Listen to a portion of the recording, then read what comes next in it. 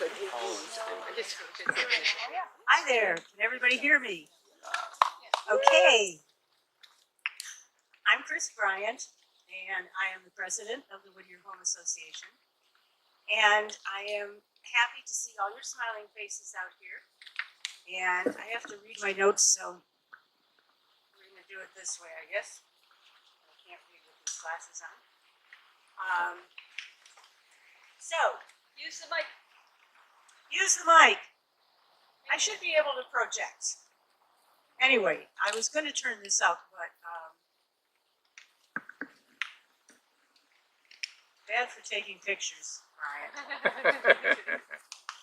So welcome to my favorite event at the Whittier Home. I love this event. It definitely is the favorite, and every year I look forward to it. And last year I was despondent that we couldn't hold it out here, but we did it on Zoom and we put it out on YouTube, and it was spectacular. And our house at home, my husband had our house hardwired for sound, and he was upstairs in his office, and we were bypassing Wi-Fi in case that went out, and there were cables strung all over the place, and it looked like a television studio, but we managed to pull it off, me at my desk downstairs and him upstairs in his office, and we have the YouTube still out there. If anybody just checks for Whittier Home, they will see a tour that he and I also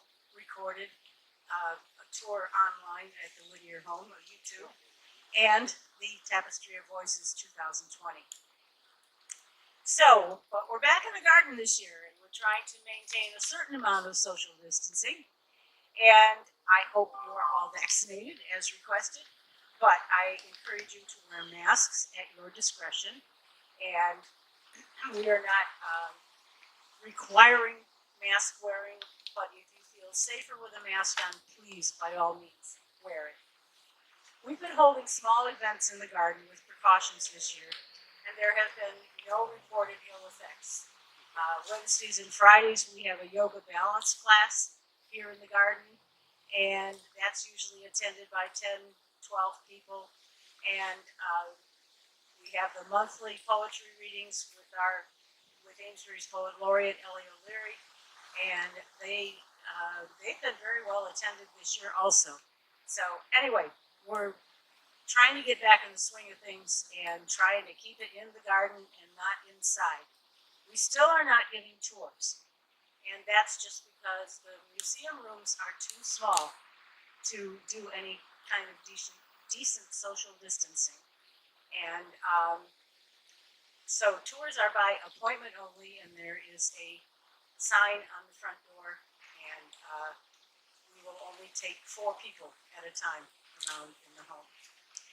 So we want everyone to feel safe in our environment here, and I hope that you all do, and I hope you enjoy today.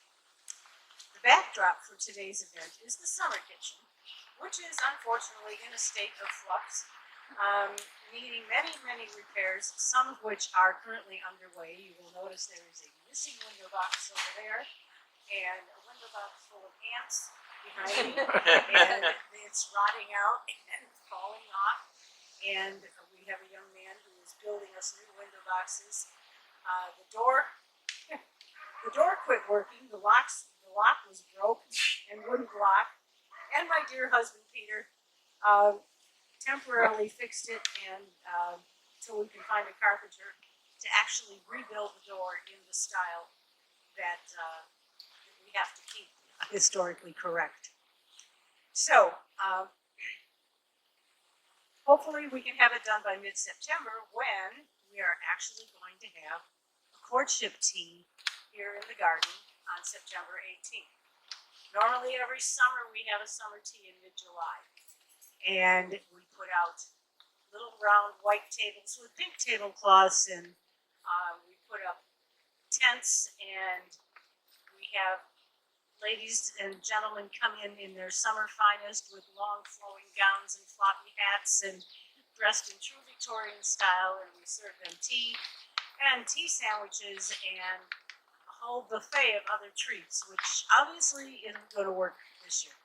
So we will be curtailing the refreshments end of things, but we do have a couple coming up from the Cape, who give a courtship tea, and they have actually invented their own, or don't invent tea.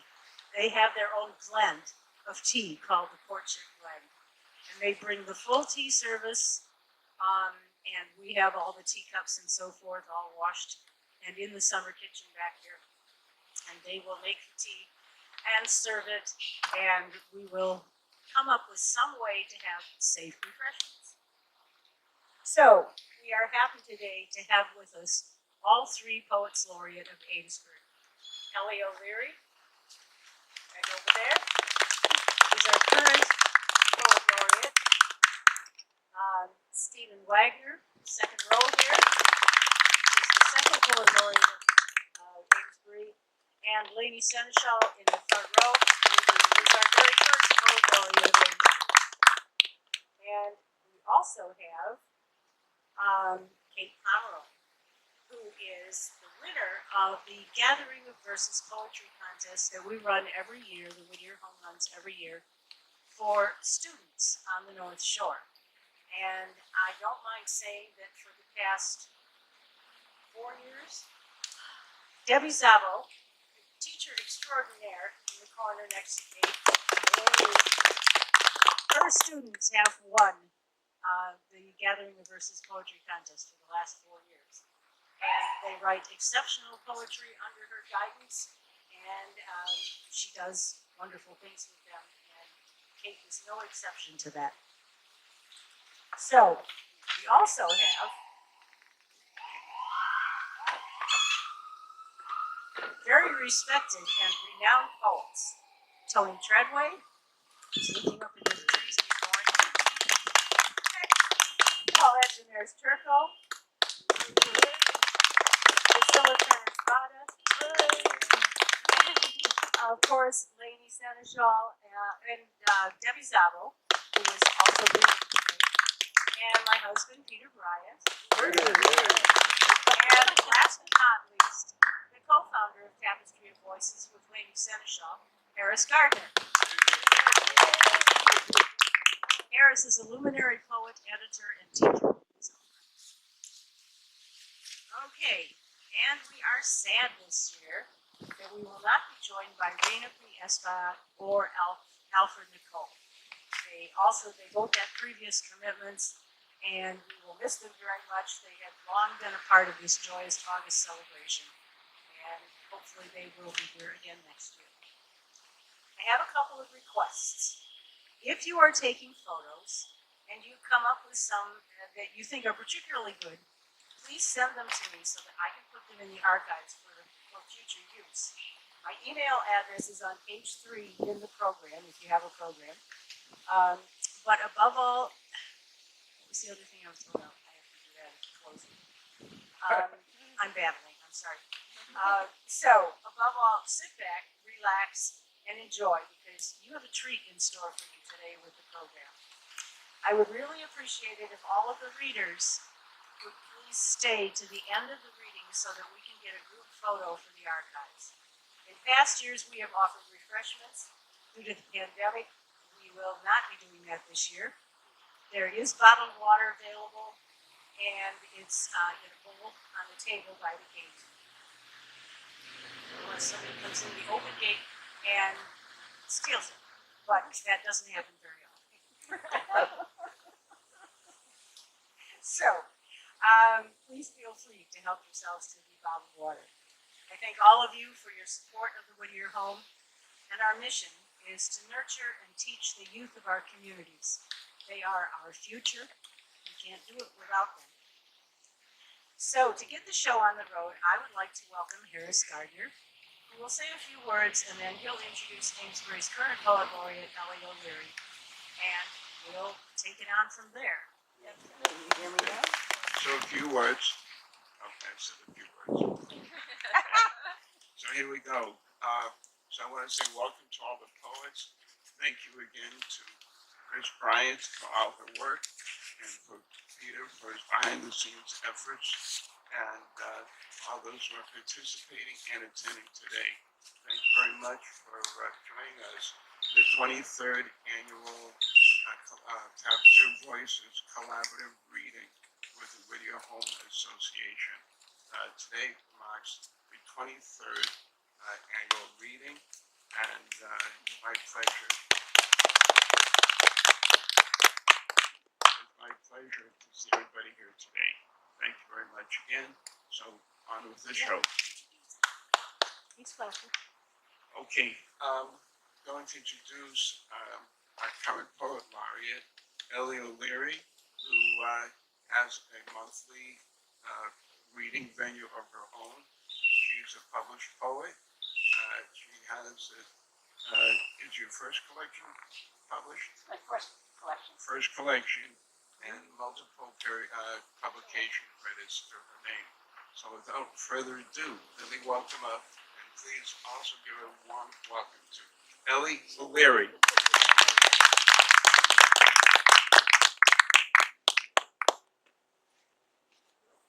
Careful. Is that mic up as loud as it can go? Yes. Thank you, Harris. It works better when you're straight on. So, welcome everyone. Glad to be here. I'm just going to try to adjust to where the mic is. I'll move. I'm not touching the mic. My first poem is one of Whittier's, and it's called Garden, because that's where we are. And it's an occasional poem that he wrote as a hymn for the American Horticultural Society in 1882. O painter of the fruits and flowers, we own wise design, where these human hands of ours may share work of thine. Apart from thee, we plant in vain the root and sow the seed, thy early and thy later rain, thy sun and dew we need. Our toil is sweet with thankfulness, our burden is our boon. The curse of earth's gray morning is the blessing of its noon. Why search the wide world everywhere for Eden's unknown ground? That garden of the primal pair may never more be found. But blessed by thee, our patient toil may right the ancient wrong and give to every clime and soil the beauty lost so long. Our homestead flowers and fruited trees may Eden's orchard shame. We taste the tempting sweets of these, like Eve, without her blame. And north and south and east and west, the pride of every zone, the fairest, rarest, and the best, may all be made our own. Its earliest shrines the young world sought in hill groves and in bowers. The fittest offerings thither brought were thy own fruits and flowers. And still, with reverent hands recall thy gifts each year renewed. The good is always beautiful. The beautiful is good. Thank you. I was a little bit surprised by how many poems I actually have about flowers, but this is one about me planting them in multiple gardens. So it's called Where I Have Placed Daylilies, and it's written after the Irish poet Paul Meehan's poem Death of a Field. It all started on the front lawn of the house we moved into the November I was 10. The daylilies came free with the place, began to appear that first spring, poking through wet ground, long, dark green leaves like blades, bright orange flowers, petals overflowing from the center, peaking on the 4th of July. The all-American lily, each blooming one day at a time. They were mine because no one else cared. They grew like weeds along the roadsides, in ditches, in fields, in other people's gardens. I claimed ours as my own living treasures. There was a magic in them, a life everlasting. Dig some up to plant next to the front door or out back, and they'd grow new, yet remain vibrant in their original space. As an adult, my real estate career brought me to other people's houses with their clumps of daylilies, growing as groups in gardens and fields, along the driveways, along the roadways. I found some of my own again behind my house, where the new development was going in. I rescued daylilies and other flowers. Where they cut and shredded trees, I dug up nodules. Where they overturned boulders, I moved rocks to transplant the living while there was still time. The common orange lilies were easy enough to find, but I purchased bright yellow, red with yellow, yellow with red, variations no better than the original, just less often seen. When I moved, I took them with me, although I suppose, being daylilies, some are still there. I've moved a few times since, and you can tell where I've been, where I've placed daylilies. When you take some away, you make more, not less. Like using one candle to light another. Like reading a poem to write one.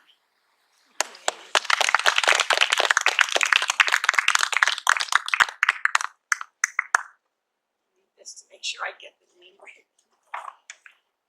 Our next reader is Kate Pomeroy, who won first place in our poetry contest this past spring. So, Kate.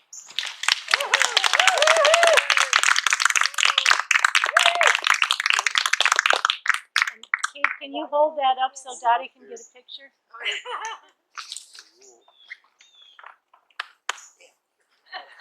Ellie. All right, she's taking the picture. Okay, now get Ellie in it. Yeah. Don't keep walking away with you. Contents of the gift bag. Okay, it's entirely your turn. There's just a few things in the bag from the Whittier home for you.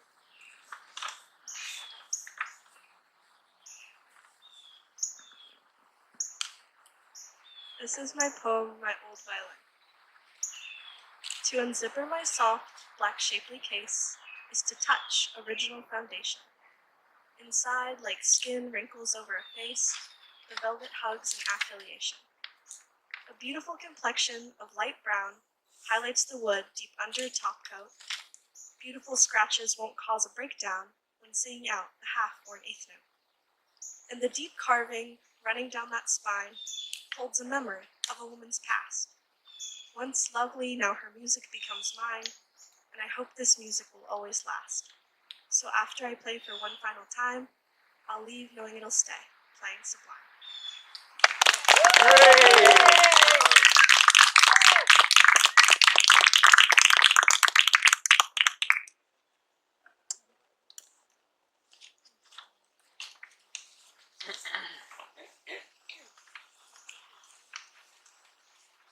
Let's give another warm round of applause for Katie Pomeroy.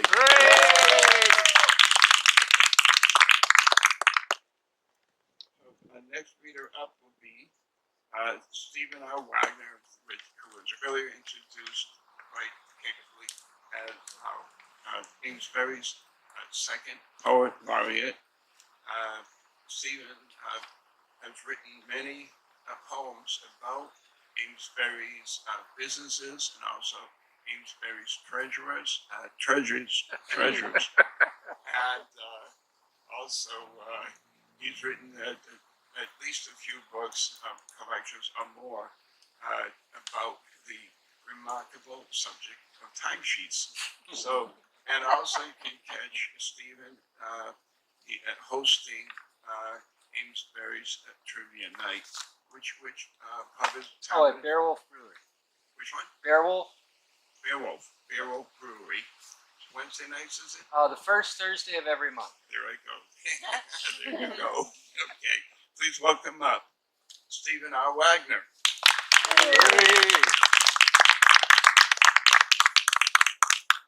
Stephen, you're going to have to move that mic up. That's all right. That's funny. I will project. Okay. All right. Thank you very much.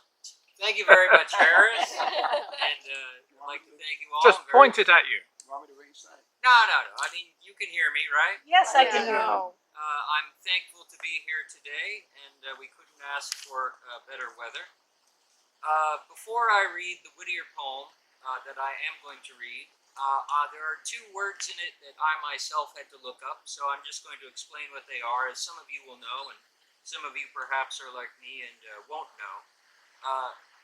Nineveh is an ancient Iraqi city that was at one point the world's largest city for several years, and in the Bible it was considered a place of sin and vice, and I think God smote it at one point or another. Yeah, I'm not sure. And then Xenil, Xenil, is a Spanish river which today is known with a G instead of an X. I believe it's Genil, but I don't know the correct pronunciation. Can't actually hear you very well. Oh, I'm sorry. Point the mic at your face. Just raise it up, yeah. Thank you. Is that better? Oh, Okay, my that's apologies. Okay. I'm going to be reading The Pumpkin by Whittier. O greenly and fair in the lands of the sun, the vines of the gourd and the rich melon run, and the rock and the tree and the cottage unfold, with broad leaves all greenness, and blossoms all gold, like that which o'er Nineveh's prophets once grew, and waited for the storm cloud, and listened in vain for the rush of the whirlwind and red fire rain. On the banks of the Xenil, the dark Spanish maiden comes up with the fruit of the tangled vine laden, and the Creole of Cuba laughs out to behold, through orange leaves shining, the broad spheres of gold. Yet with dear delight from his home in the north, on the fields of his harvest, the Yankee looks forth, where crooknecks are coiling and yellow fruit shines, and the sun of September melts down on his vines. Ah, on Thanksgiving Day, when from east and from west, from north and from south come the pilgrim and guest, when the gray-haired New Englander sees round his board the old broken lines of affection restored, when the care-wearied man seeks his mother once more, and the worn nation smiles where the girl smiled before. What moistens the lip and what brightens the eye? What calls back the past like the rich pumpkin pie? Oh, fruit loved of boyhood, the old days recalling, when wood grapes were purpling and brown nuts were falling, when wild, ugly faces we carved in its skin, glaring out through the dark with a candle within, when we laughed round the corn heap with hearts all in tune, our chair a broad pumpkin, our lantern the moon, telling the tales of the fairy who traveled like steam in a pumpkin shell coach with 2 rats for her team. Then thanks for thine present, none sweeter or better, ere smoked from an oven or circled a platter. Father, fairer hands never wrought at a pastry more fine, brighter eyes never watched o'er its baking than thine. And the prayer which my mouth is too full to express swells my heart that thy shadow may never be less, that the days of thy lot may be lengthened below, and the fame of thy worth like a pumpkin vine grow, and thy life be as sweet, and its last sunset sky golden tinted and fair as thy own pumpkin pie. Hey.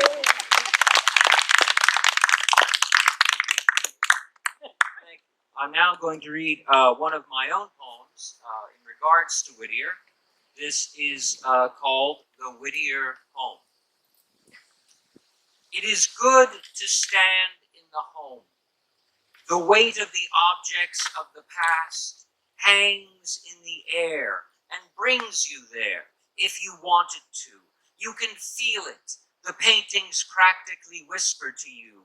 The everyday objects, too, are fascinating in and of themselves. The old brick hearth with all of its compartments for warming and cooking various things.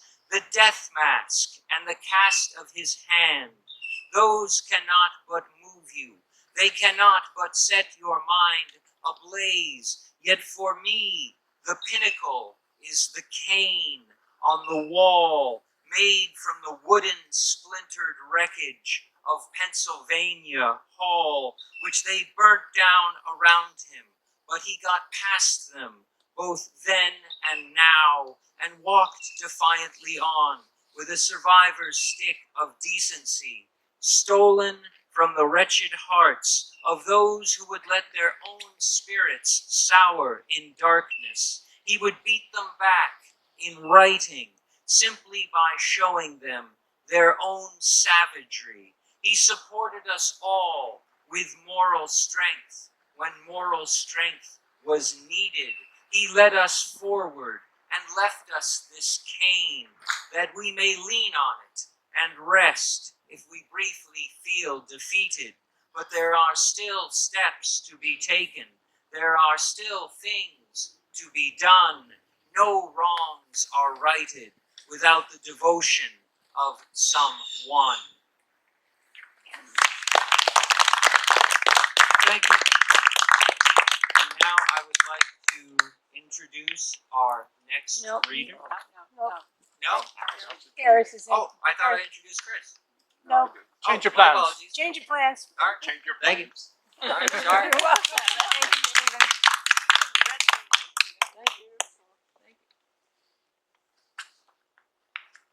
Thank you, Stephen. Let's have another round of applause for Stephen R. Wagner.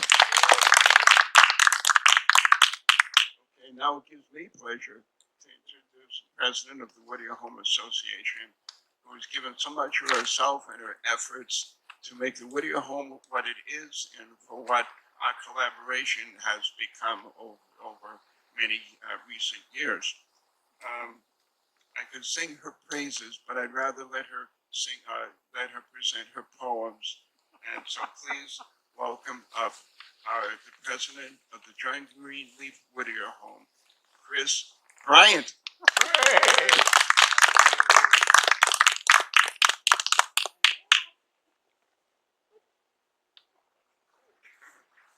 All right, first thing I'm going to try and do is raise up this lectern.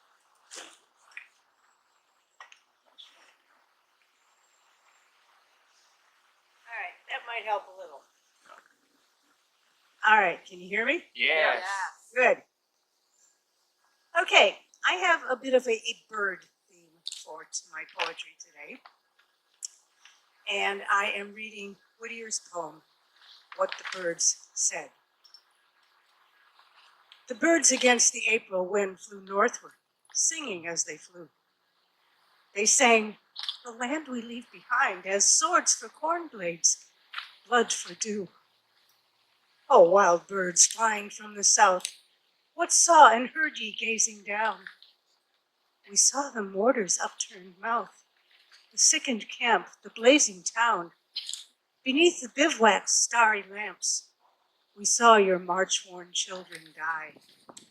In shrouds of moss in cypress swamps, we saw your dead uncoffined lie. We heard the starving prisoners' sights and saw from line and trench your sons follow our flight with homesick eyes beyond the battery's smoking guns. And heard and saw ye only wrong and pain, I cried. Oh, wing-worn flocks. We heard, they sang, the freedman's song, the crash of slavery's broken locks.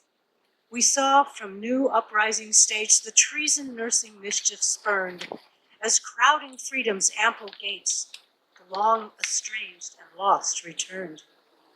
O'er dusky faces seamed and old, and hands horn hard with unpaid toil, With hope in every rustling fold, we saw your star-dropped flag uncoil.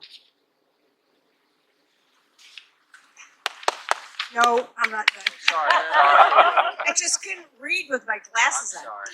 And struggling up through sounds accursed, a grateful murmur clomb the air, a whisper scarcely heard at first. It filled the listening heavens with prayer.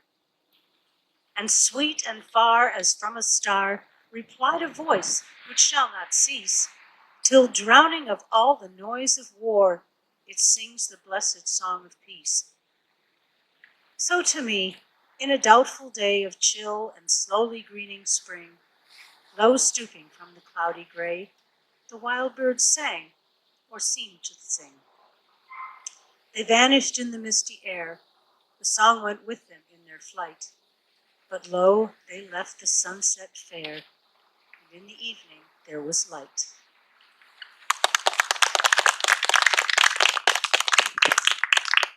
A little bit downtrodden, but it had a nice ending. So, last year, actually towards September, I was so despondent, as I'm sure we all were, with being in lockdown and quarantine and not being able to get out, and the Whittier home not being able to hold any events. And my husband and I got rather addicted to watching the Osprey Cam down in Gloucester near Lobsterland. I think we have some others who also got into that. And so I was like totally into this Osprey Cam. And since then, this year, we've watched the Peregrine Falcons down in Providence, Rhode Island, and they're even cooler to watch. Anyway, this is a poem that I wrote in September last year, 2020.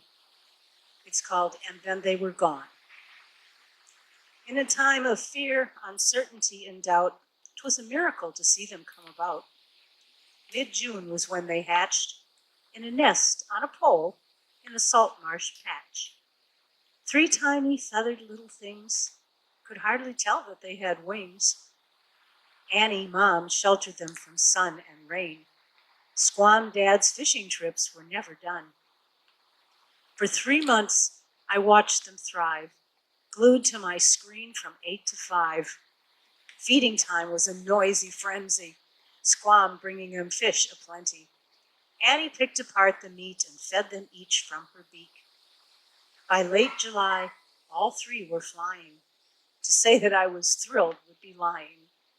In early August, Annie left the nest, knowing that southern climes were best. Rusty and Vivi left shortly thereafter, leaving Liz with the father. On September 15th, they all were gone, leaving me rather bereft and forlorn. They kept me sane these many days, learning their names, watching their ways.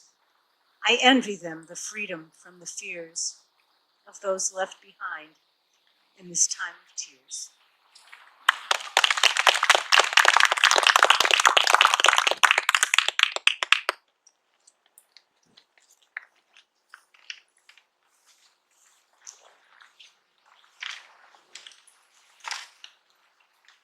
Thank you, Chris. Next up will be another well-known poet. He leans more toward formal verse than free verse. He's also the technical support of these events, and he's also happens to be the husband of Chris Bryant. So please welcome up Peter Bryant.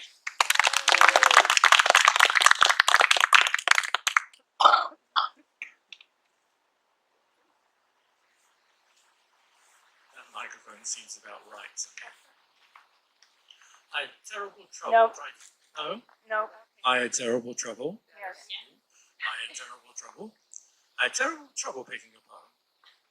I love Whittier's love poems, or rather his unrequited love poems. Whittier was never married, so that might be something to do with it. I just discovered a poem called My Playmate, and I was going to read that. However, I compared it to my favorite Whittier poem, which is In School Days. and basically it wasn't a contest after that. My Playmate is actually very good, and I do encourage you to read it, but it's not sharp or crisp or cunning like the poetry in School Days is.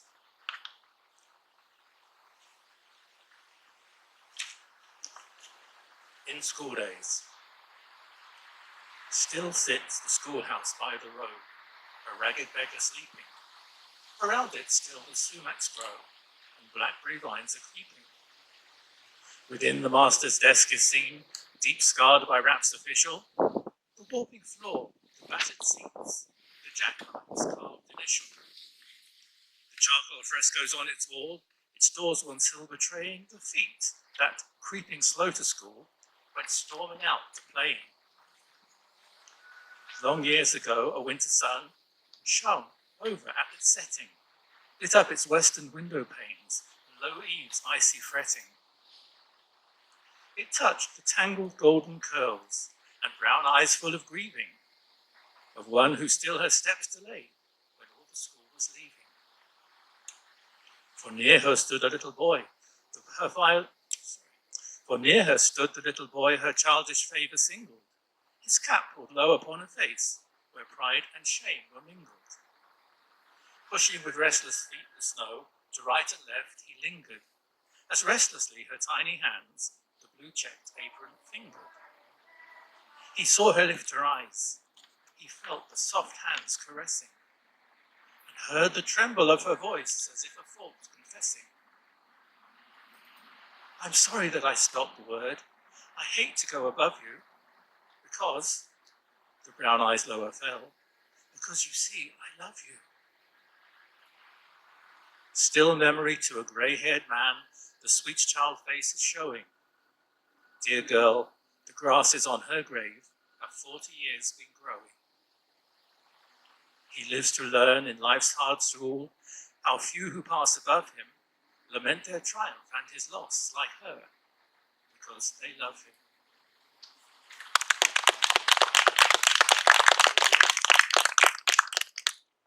My second poem is about Whittier, and I was asked to rewrite a Whittier poem in a new style. Again, it's an unrequited love poem. The style is a little bit more upbeat than the original Maud Muller, but it does lack the spiritual depth. There once was a maid called Maud, who was happy but sometimes quite bored. Although she was pretty, she longed for the city, and thought life there should so be explored. The judge rose down to the spring. In the wall, 'twas a bubbling thing. He wanted to drink. She turned a soft pink and gave him her cup on a string. Her attire was scant but quite neat. She felt shy as she hid her bare feet. The judge did not mind. He quite liked her behind, and thus the drink was replete. Her life was being a drudge. She imagined life if with a judge. It would be so fine with nice food and wine, and probably buckets of fudge. The judge turned and trotted away, while wondering what he should say. Life with her would seem to be such a dream. He dismissed this and went on his way. He married a life of rich dower, who lived for fashionable power. He often was maudlin, his decision deploring, missing life in that blessed rural bower. She sighed as the going was hard, as she raked and worked in the yard. She thought of that meeting, and although it was fleeting, wondered if she played the right card. Of all the things I have seen, I really must come quite clean. There is nothing so bad as a life that's gone bad, and to rue what just might have been.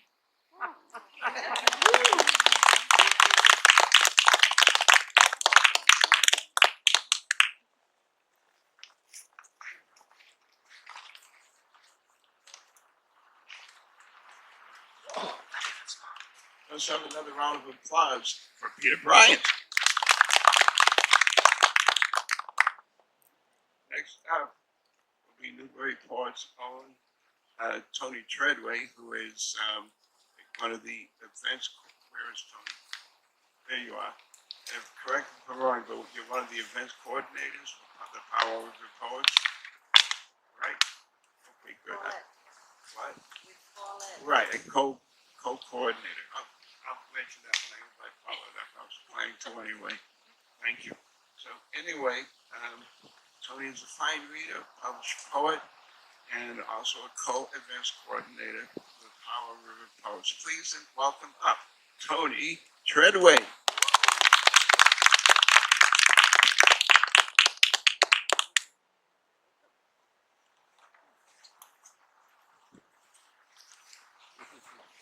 That's shorter. Is that going to work? Yeah, Are we into it? I wanted to say something to this group, first of all, because this family of Whittier people, fans, and the extended family of Alfred and Rena and others, has really been the reason that I've been involved with reading Whittier every year in depth. Because once invited, you have to find a poem.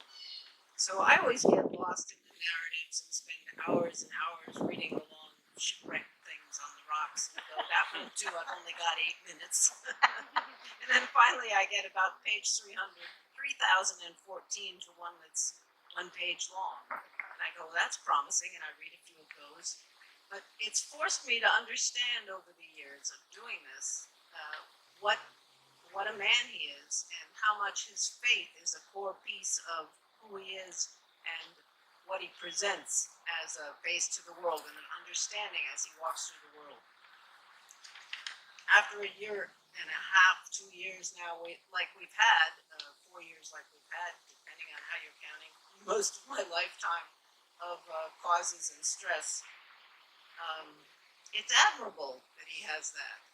And so these 2 poems back to back, both called Help, represent Whittier in his faith, I think, and me in greatly less faith, and perhaps someone might call it cynical. So we'll see what you think.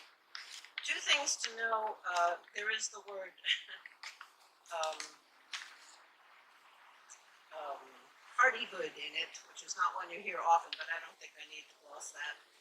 But there is another word, the Eumenides, and I'm hoping that someone will come up to me afterward who's a mythology scholar to tell me just what they are, because there's some of the texts I read say it's usually a group of 3 goddesses that are benevolent fertility goddesses, and yet they euphemistically get used in the Greek language historically to mean the Furies. And I found another text that said they started as the Furies in a different Greek word and were transformed by Athena to be benevolent goddesses. So it cuts both ways, but it's definitely that. I think Whittier's and my use of the word Eumenides is the Furies. Closer to the mic. Closer to the mic? Thank you. I was taught by Rena Espaillat to do the form called the bourrime, which means using the end rhymes and the metrics of, if possible, of the poem that you are reading and emulating. You can also run far afield from the content of the poem, or you can answer the poem. And so my help is an answer with end rhymes of Whittier's. I did not create these rhymes. I'll read his first. Help. John Greenleaf Whittier. Dream not, O soul, that easy is the task that's thus set before thee. If it proves at length, as well it may, beyond thy natural strength, faint not, despair not. As a child may ask a father, pray the everlasting good, for light and guidance midst the subtle snares of sin, thick planted in life's thoroughfares, for spiritual strength and moral hardihood. Still listening, through the noise of time and sense, to the still whisper of the inward word, bitter in blame, sweet in approval heard, itself its own confirming evidence, to health of soul, a voice to cheer and please, to guilt the wrath of the Eumenides. 1881. That's about 10 years before he died. So he was just a couple of scant years older than I. So here I am, a couple of years younger, and this is where I've gotten to recently. Help.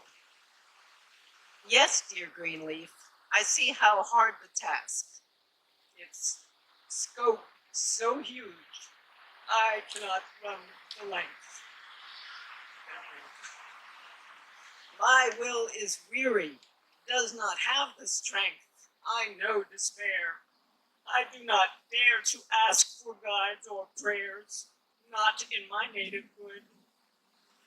The new lies that persist are full of snares, sin in the streets and all the thoroughfares.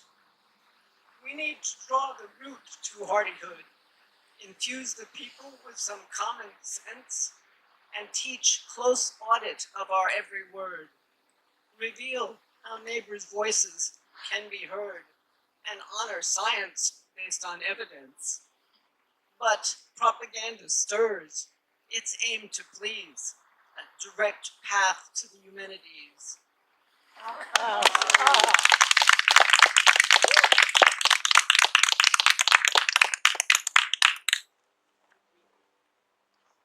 There's a little, thank you. Let's give another warm welcome to Toni Treadway. I'm from Rowley, by the way. I only passed through Newburyport to get here. I'm from Rowley. Oh, sorry, Raleigh. Really? Rowley? You're really from Raleigh? Okay. A quick little inside joke about Eumenides. In mythology, there's a little joke that said because of the playwright Euripides, so it's Euripides, Eumenides. No. Corny, did you bring your butter? No. All right, here we go. Next up is going to be Priscilla Spada, who's another fine poet, and I published her in Ibison Street. And also, she's a member of the John Greenleaf Whittier Home Association, right? So please welcome Priscilla Turner Spada.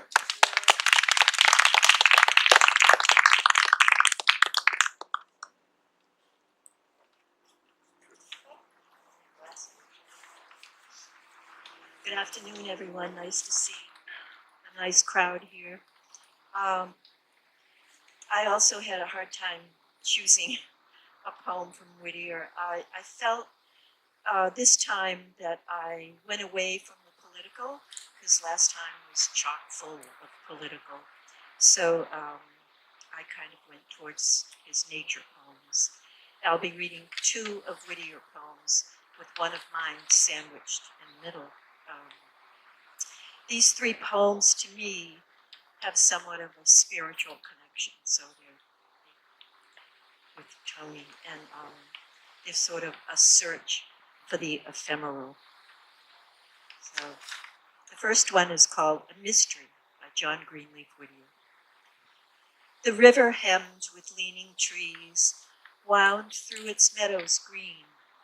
A low blue line of mountains showed the open pines between. One sharp tall peak above them all, clear into sunlight sprang. I saw the river of my dreams, the mountains that I sang. No clue of memory led me on, but well the ways I knew, a feeling of familiar things with every footstep grew. Not otherwise above its crag could lean the blasted pine, not otherwise the maple hold aloft its red ensign. So up the long and shorn foothills the mountain road should creep, so green and low the meadow fold its red-haired kine asleep. The river wound as it should wind, their place the mountains took. The white torn fringes of their clouds wore no unwonted look. Yet near before that river's rim was pressed by feet of mine. Never before my eyes had crossed that broken mountain line. A presence strange at once and known, walked with me as my guide. The skirts of some forgotten life trailed noiseless by my side. Was it a dim remembered dream, or glimpse through eons old? The secret which the mountains kept, the river never told. But from the vision ere it passed, a tender hope I drew, and pleasant as a dawn of spring, the thought within me grew that love would temper every change and soften all surprise, and, misty with the dreams of earth, the hills of heaven arise.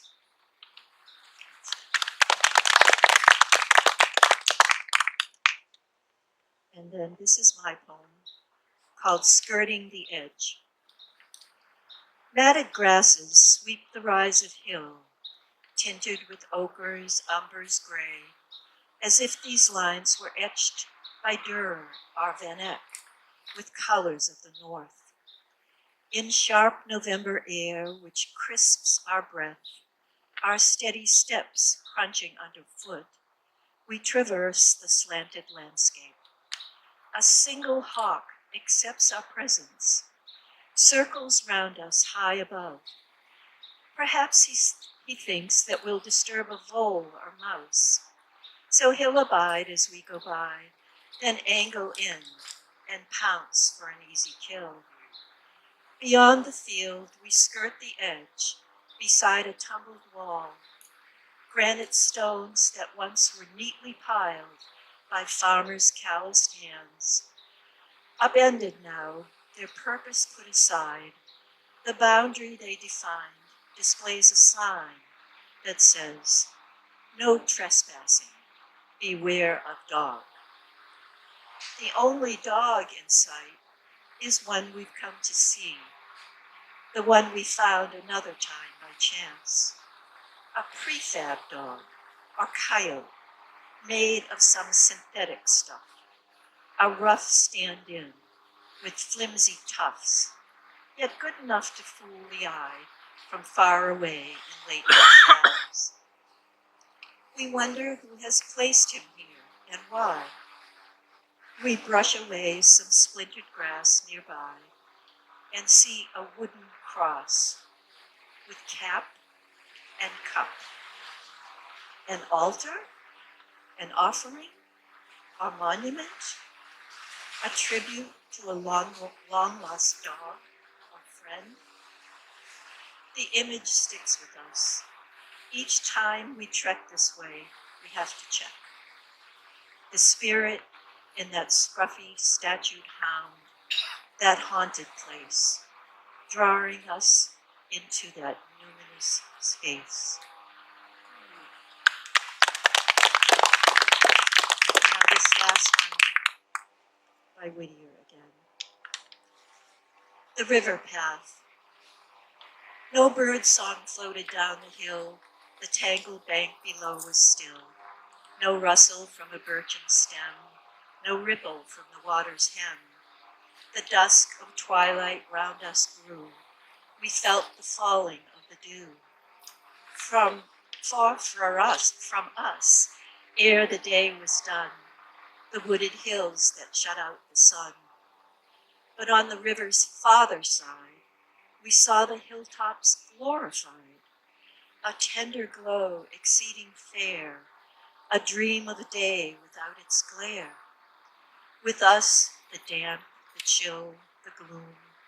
With them, the sunset's rosy bloom, while dark through willowy vistas seen, the river rolled in shade between. From out the darkness where we trod, we gazed upon those hills of God, whose light seemed not of moon or sun. We spake not, but our thought was one. We paused as if from that bright shore beckoned our dear ones gone before, and stilled our beating hearts to hear the voices lost to mortal ear. Sudden our pathway turned from night, the hills swung open to the light. Through their green gates the sunshine shone, a long slant splendor downward flowed. Down glade and glen and bank it rolled. It bridged the shaded stream with gold, and borne on piers of mist, allied the shadowy with the sunlit side. So, prayed we, when our feet draw near the river dark with mortal fear, and the night cometh chill with dew. O Father, let thy light break through, so let the hills of doubt divide, so bridge with faith the sunless tide, so let the eyes that fail on earth on thy eternal hills look forth, and in thy beckoning angels know the dear ones whom we loved below.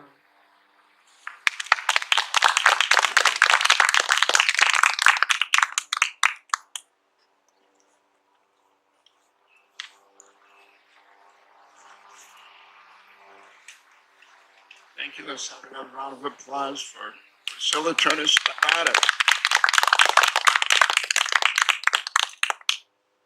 Next up, we'll be hearing from Paulette Turco, who is the other co-events coordinator of the Powow River Poets. She's also been publishing events in the street and elsewhere. And correct me if I'm wrong, but you're also a member of the John Greenleaf Whittier Home Association. So that's a plug not only for the John Greenleaf Whittier Association, but if you're not a member yet, please consider joining. So please welcome Paulette Turco.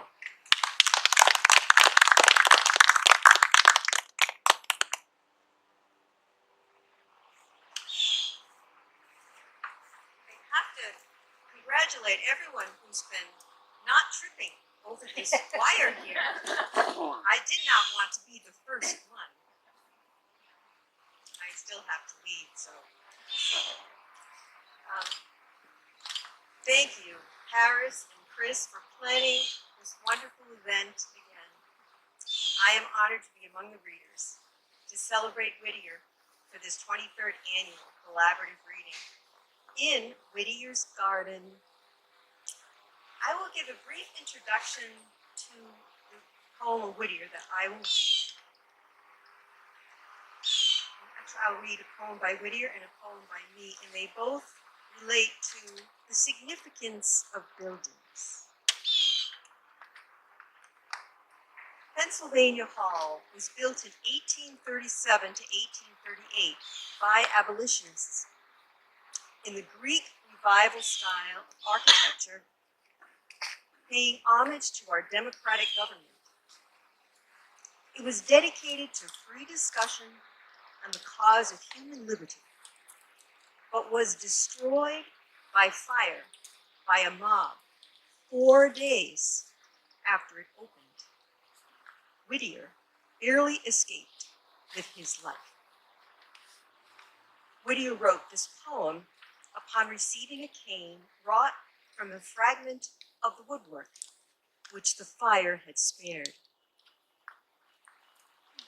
The Relic by John Greenleaf Whittier. Token of friendship true and tried, from one whose fiery heart of youth with mine has beaten side by side for liberty and truth. With honest pride, the gift I take and prize it for the giver's sake, but not alone, because it tells of generous hand and heart sincere. Around that gift of friendship dwells a memory doubly dear. Earth's noblest aim, man's holiest thought, with that memorial frail inwrought. Pure thoughts and sweet like flowers unfold, and precious memories round it cling, even as the prophets wrought of old in beauty blossoming. and buds of feeling pure and good spring from its cold, unconscious wood. Relic of freedom's shrine, a brand plucked from its burning. Let it be dear as a jewel from the hand of a lost friend to me. Flower of a perished garland left, of life and beauty unbereft.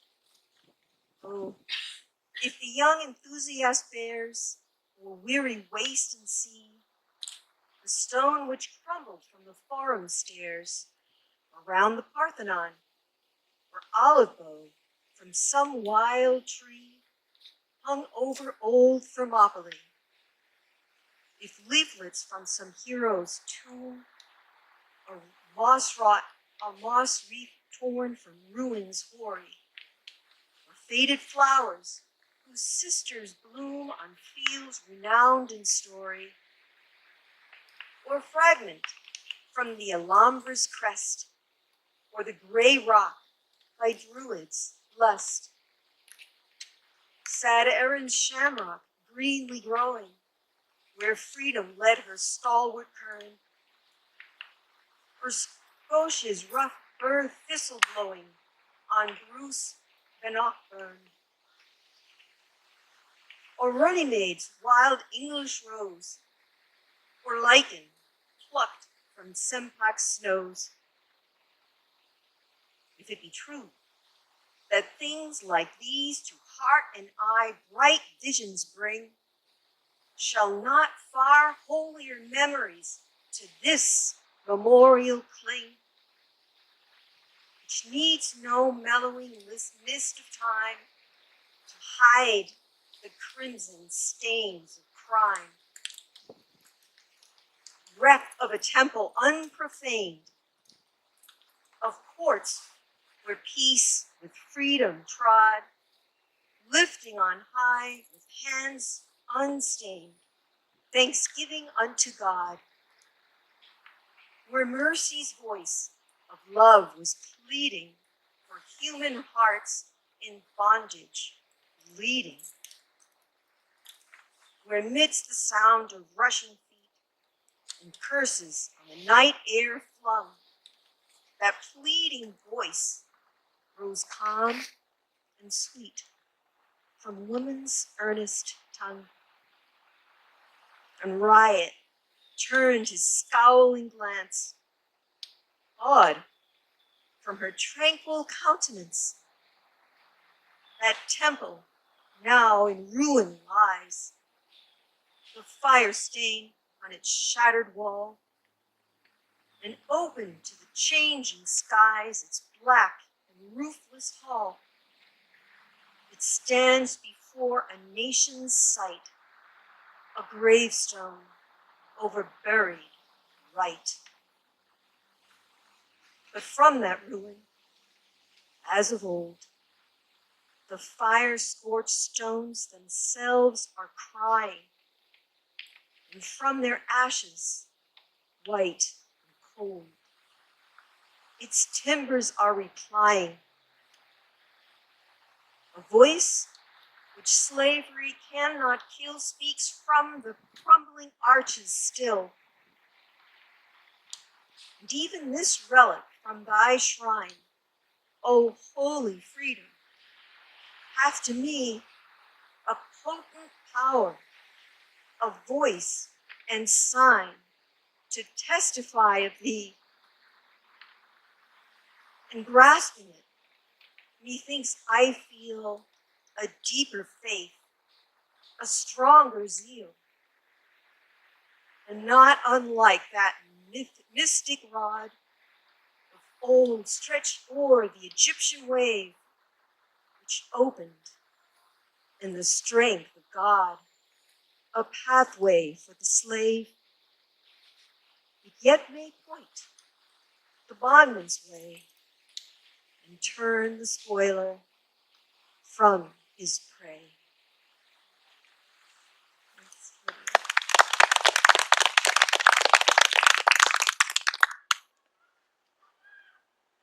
I can't really follow that, but I will read my poem, Greek Revival Style, in continuing with the theme of the significance of buildings.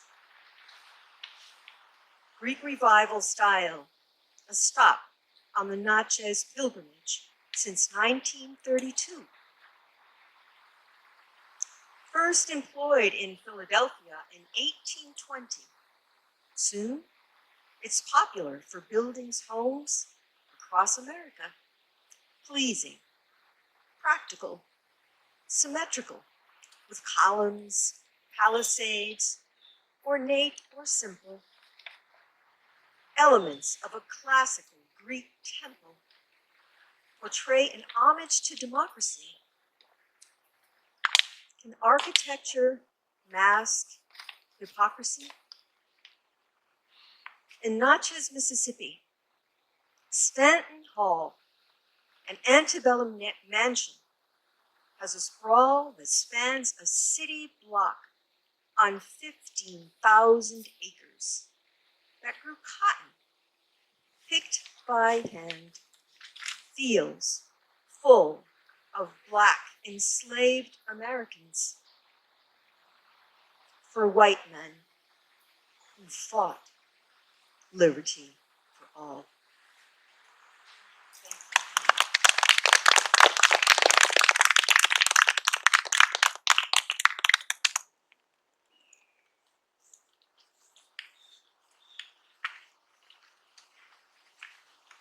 Thank you, Paulette. Let's have another round of applause for Paulette Turco.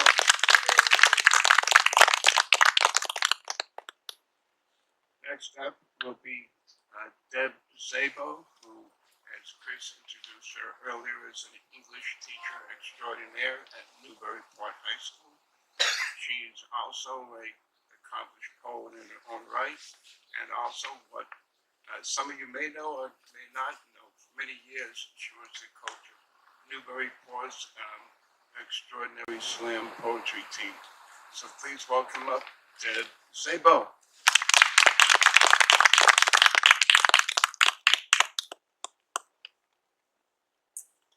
Thank you, Harris, and thank you, Chris.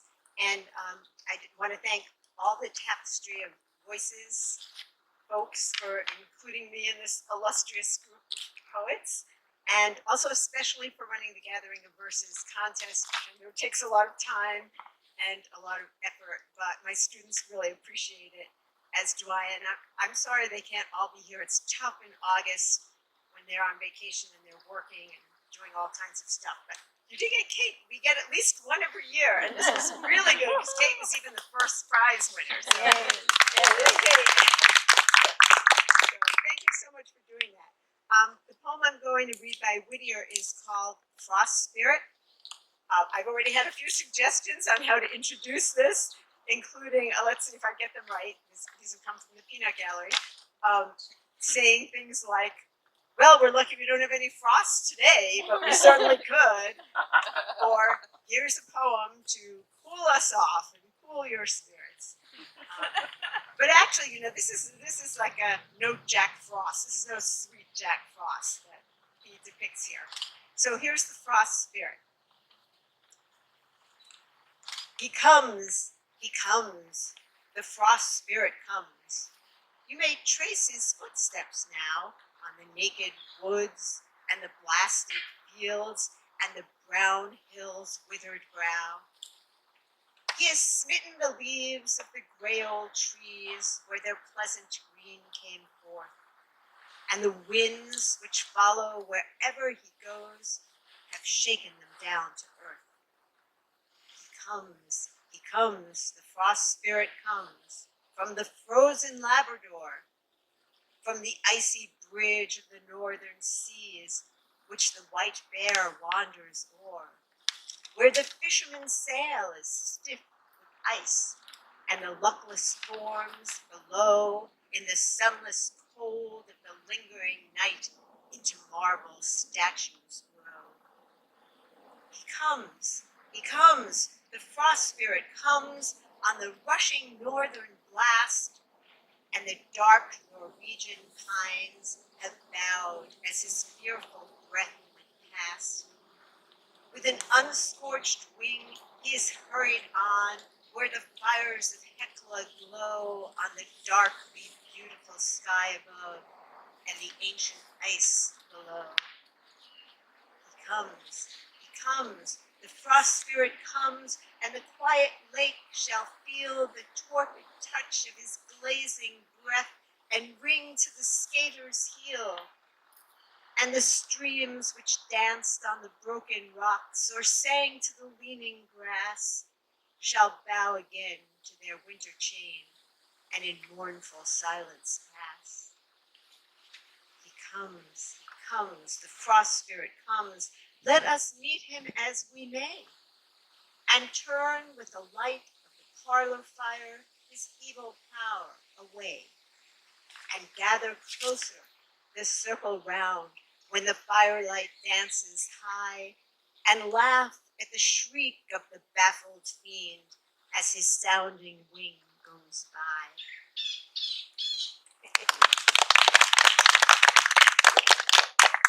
As I was reading it this time, I thought, oh, the beautiful sky and the ancient ice below. I thought, oh, I hope we'll still have ice in the future. You know, the ancient ice, it's kind of sad. Okay, anyway. Well, I probably shouldn't tell my trick. I've had the same trouble Tony's had where I start reading. The first time Chris asked me, I read all these Whittier poems, and then I lost all this few days of my life, and I'm terrible at making decisions, as my husband will attest. And so finally I wrote to Chris, I said, just give me an assignment, give me a poem, and I'll do it. And she's been great at that, but I don't want any of you to start doing that, because it's like my thing. So help me, Chris. And then I just decide to respond to it somehow. So I've written a few different responses, and actually this one I was very tempted to write a response from the hearth's point of view. I identify with that poor hearth. I thought maybe the hearth talks to her psychiatrist, and says, oh my God, I am supposed to bring all these people together, make them feel cozy, gather the circle around, and this fiend's gonna go by, and I got it. Don't worry, folks, It seemed like a terrible burden for the hearth. But somehow instead, I must have been channeling Peter. I had this urge to write limericks. So we can go on the road together, Peter. So this is just a series of whimsical limericks for John Greenleaf Whittier. Oh, the only thing I would say, most of you probably know this, but for those of you who don't, one of Whittier's famous poems is called Barefoot Boy, and the Barefoot Boy is kind of innocent, he sort of represents innocence. And also he and, of course, our dear William Lloyd Garrison worked as abolitionists, and their newspaper was The Liberator. So those are two allusions. And there's one allusion to the poem, but since you just heard it, hopefully you'll remember it from 2 minutes ago. Okay, so here it is. My dear Mr. John Greenleaf Whittier, your house and grounds couldn't be prettier. Your poems are good, but I wish that you would be the teeniest tiny bit wittier. In Amesbury, you made your home, but regardless of where you would roam, you just pick up a pen, think of nature, and then you'd write poem after poem after poem. There's no doubt you were wildly prolific, with your meter and rhyme so specific. Still, at rare times your verse is refreshingly terse, while your tone tends to stay optimistic. You're quite fond of personification. You've imbued objects with animation. In a poem, you once gleaned that some frost was a fiend keen on haunting your imagination. And that very same creative mind has enabled you often to find the best way to remind us of good times behind us when barefoot boys walked unconfined. Your Quaker roots set a strong precedent. All your politics were oddly prescient, since we're still having fights to grant all equal rights and make base power mongers feel penitent. So while morals may seem antiquated, you boost ours to be liberated, as his house, with your name, serves to maintain your fame and ensure you will not be outdated.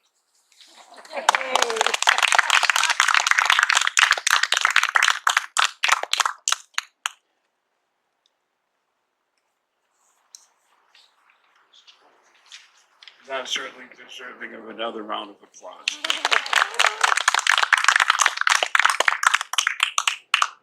And next up, it gives me great pleasure, as always, to welcome Amesbury's first poet laureate.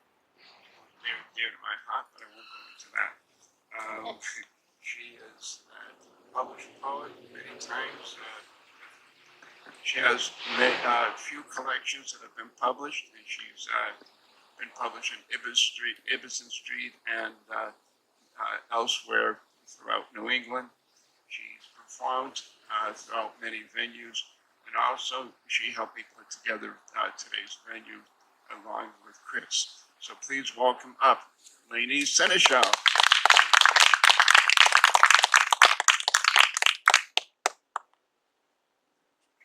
I go on about her. I do. I throw things at him.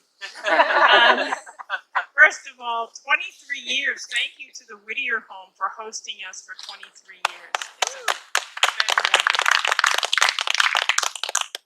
And now we're going to go on vacation with Whittier. And Whittier did vacation. He loved to go to the coast, Hampton Beach, the Isles of Shoals, the White Mountains, and we're going to go with him to a lake in the mountains. In the poem, he not only talks about the beauty of the area, but also how it makes him feel. And as Whittier always does, or often does in his poem, he takes it into the experience of the divine. This is Summer by the Lakeside, Part 1, which is nude.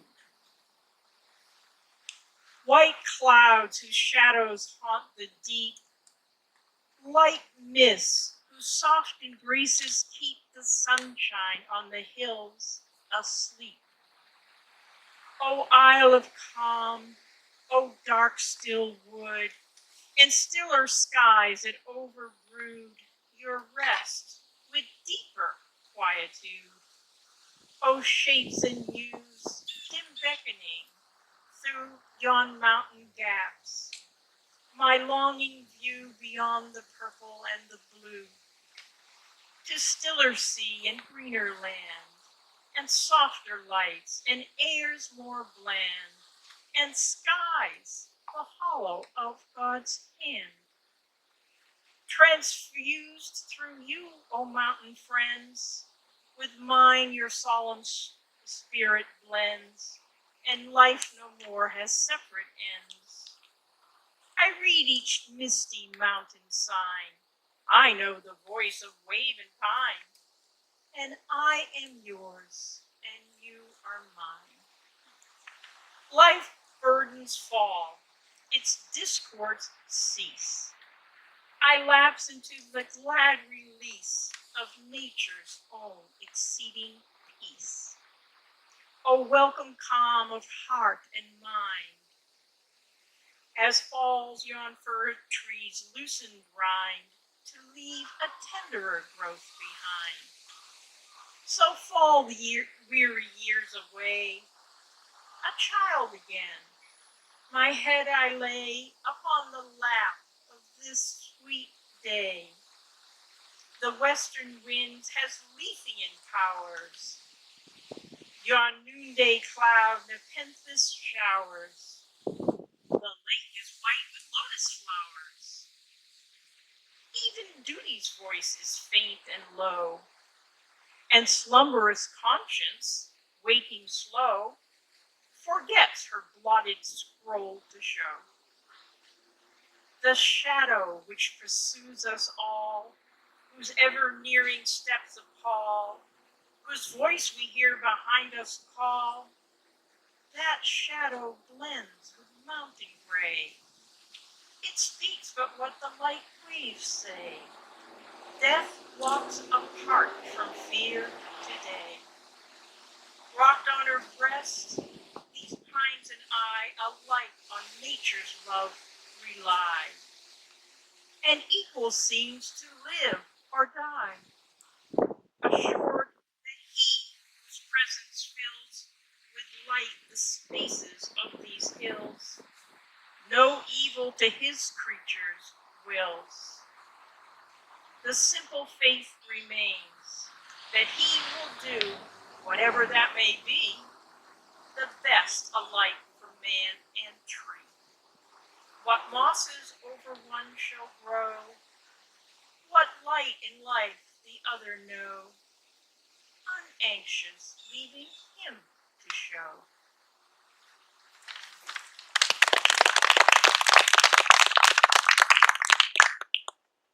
Now, I live on a lake, so I write a lot of poems about lakes and water. And I chose two that are from about this time of year as summer is moving on. The first one is called Summer Grows Old.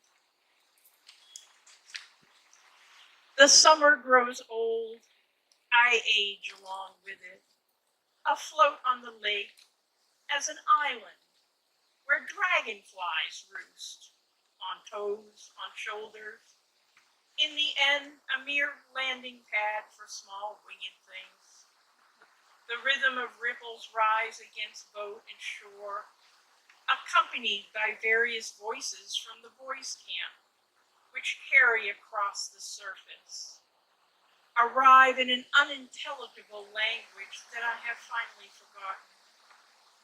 Raspy call of the cicada remembers the languor of the last heat wave. Later, lying in the hammock, I meditate on the movement of dragonflies. No longer drowsy, they dart between the trees to devour the first mosquitoes that emerge into evening's light. And I'll end with this poem, Late of Late Summer. The mist is the only movement on the surface, a woolen comforter spun with fine threads, the fur of a long gray cat. It is the energy of the summer blaze that deserts the lake of long days. It has bloomed the green algae and fed the fat fish. My kayak passes above schools whose shallow leaps loosen whirls of overlapping ripples. The fuel of last night's supper translates into paddles dip, which forms furrows of waves that lightly splash against the shore. No other vessel disturbs this surface. The solitude of dawn leaves the mind content. The lotus of emptiness and still water, where the first light is spread through the leaves onto the lake.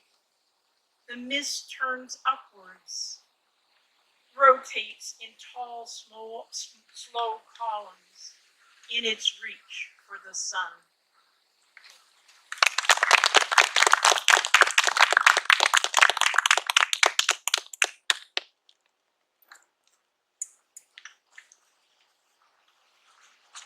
Oh, I forgot. Thank you, Lainie. That's right. I always do that. Thank you, Lainie. And I think I forgot to mention that Lainie is also the co-founder of Tapestry of Voices. So, like I said before, I don't mind being redundant. I'm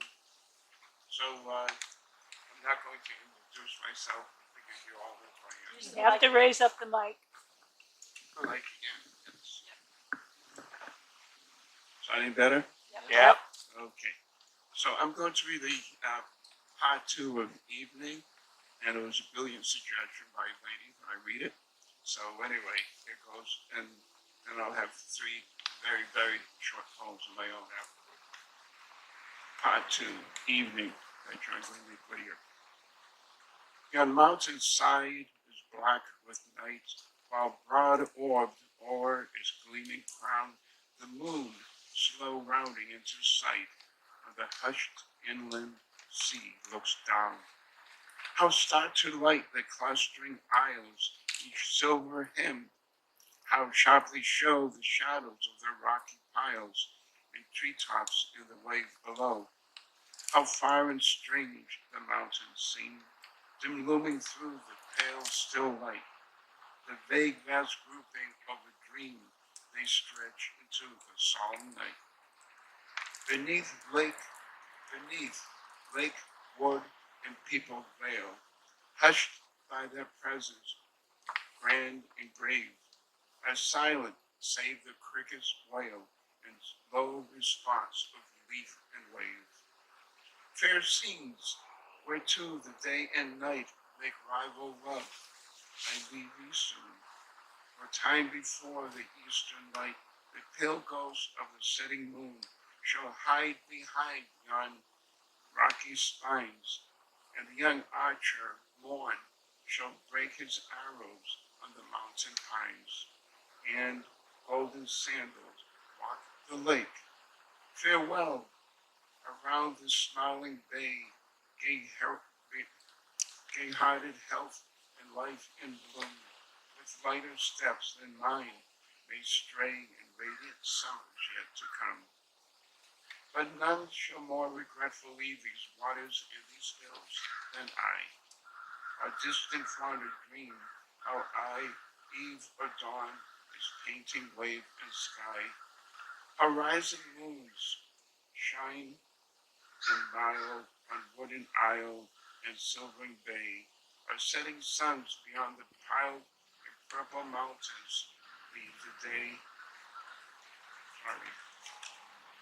Our laughing girl, our bearding boy, our full post manhood lingering here, shall add to life's abounding joy the charmed repose to suffering dear. Still waits kind nature to impart her choicest gifts to such as gain an entrance to her loving heart through the sharp discipline of pain.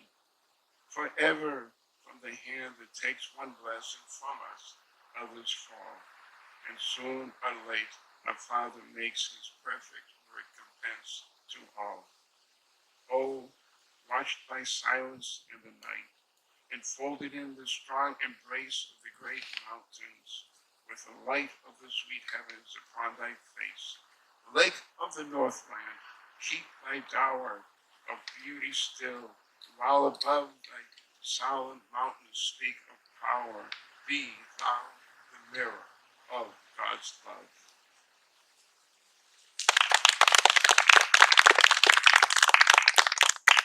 So the first of my three very brief poems. By the time you hear it, it'll be over. Nocturnal dance. Tonight, actually at twilight, the fitful breeze sighs as though with relief at day's heat's demise. Little puffs stir small ripples on somnolent lake. Birds sing as the melodies draw down the bleeding sun. When summer's evening glow emerges in the firmament, fireflies begin a nocturnal dance as the garden grows silent, anticipating a flickering light show to rival the advent of steady stars.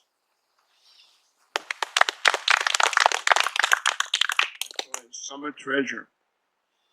There is hardly a hint of a halt to the heat when rays shine through sprinklers' mist to form the arc of sparkling rainbow. We are reminded that water is a gift, a treat to beat sun's overflowing cauldron. Blossoms and plants sway as they soak in the welcome spray. At night, the crickets render praise to summer, while the garden dreams the hours away. And this last one sort of is a precursor to the coming seasons.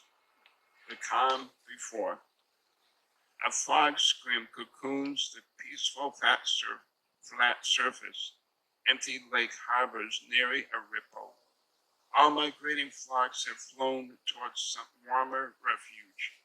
Resident swans are hiding briefly in the birches. The scene is set for contemplation and a simple, celebrating, quiet pleasure of being. The curtain will rise, nothing remains concealed from heaven's eyes. Stars will be scattered across the evening firmament, clusters of diamonds augmenting moon glow. As the hours rotate, day into darkness, all is calm. We dig in, stoically preparing for approaching storms.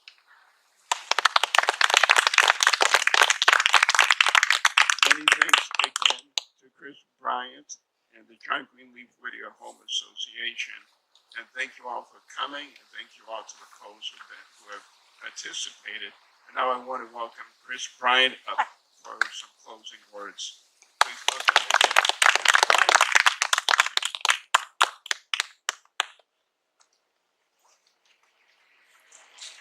Thank you, Harris. And thank you, Harris and Lainie. This event would not be possible without the two of you. And I really appreciate the fact that you collaborate with the Whittier Home and help us out the way you do.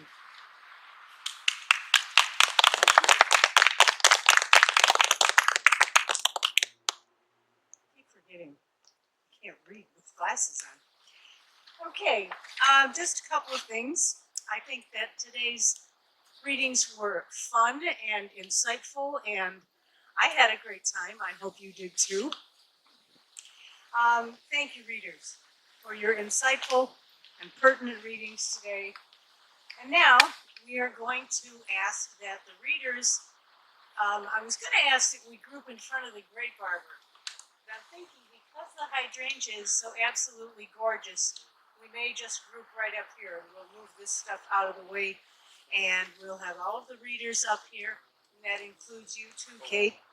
And I would like to, Dottie, our renowned photographer, will be taking probably 6, 7, 8 shots of all of us.